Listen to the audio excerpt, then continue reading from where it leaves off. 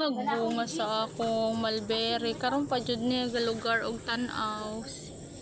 Namungingi ang bunga mga ka-agri. Oh, si mga ka-agri daghang kay bunga. Thank you kaayo. Muka og pandi mga daot. Kay paano? Ay.